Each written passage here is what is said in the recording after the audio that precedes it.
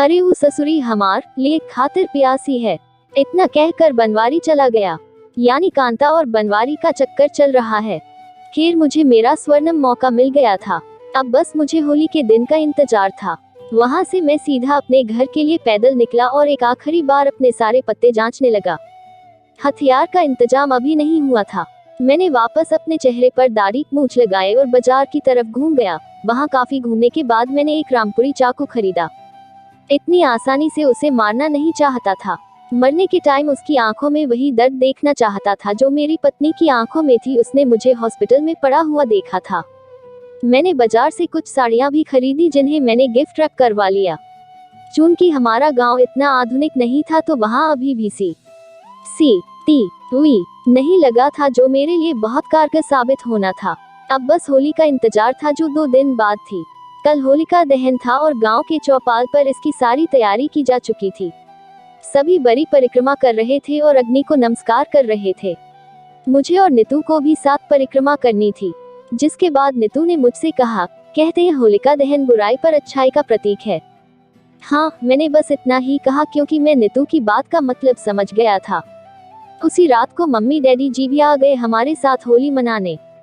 पिछले 20 दिनों में नीतू ने मुझसे मेरी प्लानिंग के बारे में कुछ नहीं पूछा था। हम बात भी कम करते थे।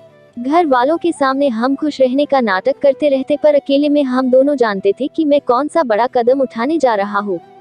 उस रात मैंने नीतू से बात शुरू की, कल आपको मेरे लिए कवर करना होगा। याद रहे किसी को भी भनक नहीं होनी चाहिए कि मैं घर पर मौजूद नहीं हूँ।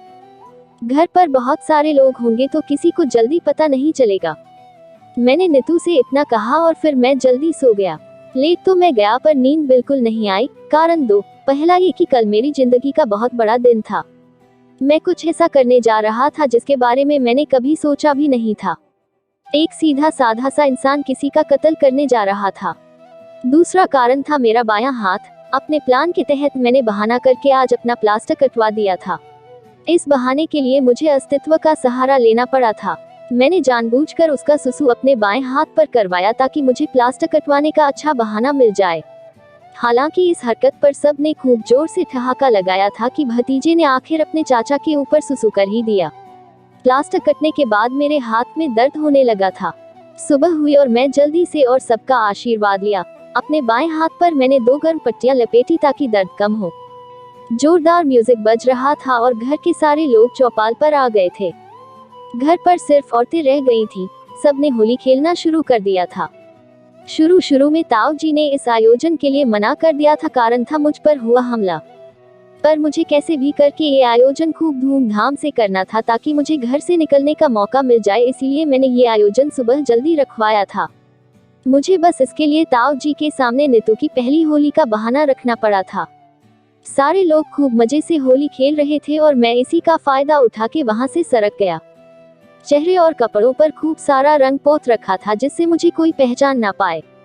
मैं प्रकाश की बाइक ढूंढते हुए पहुंचा। सुबह मैं उसी की बाइक पर यहाँ आया था और उसे इस कदर बातों में उलझाया कि वो अपनी बाइक लॉक करना ही भूल गया। मैंने धीरे से बाइक को धक्का देकर कुछ दूर तक ले गया और फिर स्टार्ट करके सीधा प्रकाश के खेतों की तरफ चल दिया। उसके खेतों जो कमरा था जिसमें मैंने वो साड़ियाँ गिफ्ट रैप करके छुपाई थी, उन्हें लेकर मैं सीधा अश्विनी के घर पहुंच गया। अभी सुबह के 7 बजे थे। मैंने प्रकाश की बाइक दूर एक झाड़ी में छुपा दी और वो गिफ्ट्स लेकर सीधा अश्विनी के घर पर दस्तक की। मेरी इन्फॉर्मेशन के हिसाब से वो घर पर ही थी और सिवाय कांता के वहाँ और कोई नहीं था। दरवाजा कांता ने ही खोला और मेरे मुंह पर पुते हुए रंग को देख वो समझ नहीं पाई कि कौन है। आरी छमक छल्लो ई टुकुर टुकुर का देखत है। मैंने आवाज बदलने की कोशिश की पर ठीक से बदल नहीं पाया था, पर उसे फिर भी शक नहीं हुआ क्योंकि मेरे मुंह में पान था।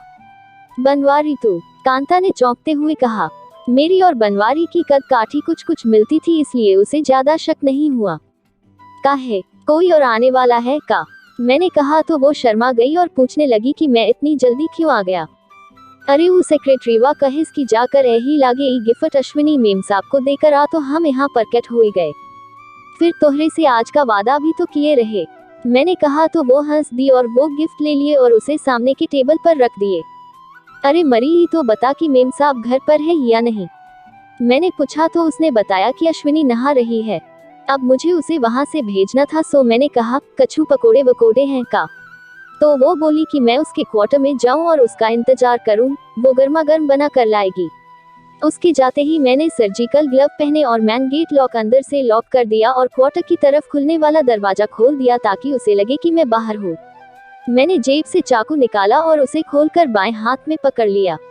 इसका कारण ये था कि पुलिस को लगे कि खूनी लेफ्टी है। चूंकि मेरे बाएं हाथ में फ्रैक्चर है तो मुझ पर शक जाने का सवाल ही नहीं होता।